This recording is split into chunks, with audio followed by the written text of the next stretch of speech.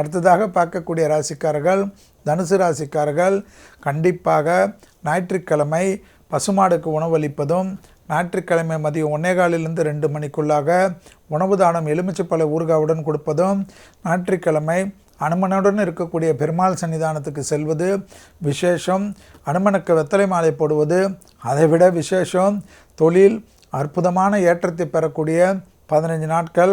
புரட்டாசி மாதத்தில் தொழிலில் அற்புதமான மாற்றமும் அற்புதமான அனுகூலமும் நிச்சயமாக ஏற்படும்.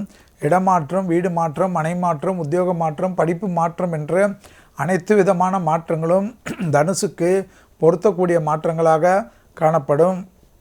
தொண்டை சமயத்தில் காது மூக்கு தொண்டை பற்கள் விஷயத்தில் மிக மிக கவனமாக பார்த்து கொள்வது முக்கியம். நல்ல மருந்து மாத்திரைகளை தொடர்ச்சியாக எடுத்துக்கொண்டு நோயின் உபத்திரத்திலிருந்து படிப்படியாக குறைத்து கொள்வதும், நிம்மதியாக வேலையை முடித்த பிறகு நிம்மதியாக ஓய்வெடுப்பதும் மிக மிக முக்கியமான அமைப்பாக காணப்படுகிறது. விடுபட்ட குலதெய்வ வழிபாட்டுக்கு போயிட்டு வருவது விசேஷமான பலனையும் சந்தோஷமான அமைப்பையும் ஏற்படுத்தி தரும். உத்தியோகத்தில் காணப்பட்டிருந்த சிக்கல் படிப்படியாக தீரும். உத்தியோகமே இல்லை என்பவர்கள் கூட விசிட்டிங் கார்டு போடக்கூடிய அளவுக்கு உங்களுடைய ஸ்டேட்டஸ் டெவலப் ஆகிறது கண்கூடாக பார்க்கலாம்.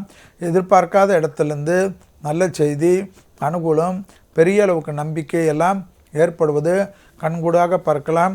தொழில் சார்ந்த விஷயத்தில் அனுகூலமான காலகட்டம் என்பதை தனுசு ராசிக்காரர்கள் ஞாபகத்தில் வைத்து கொள்ளலாம்.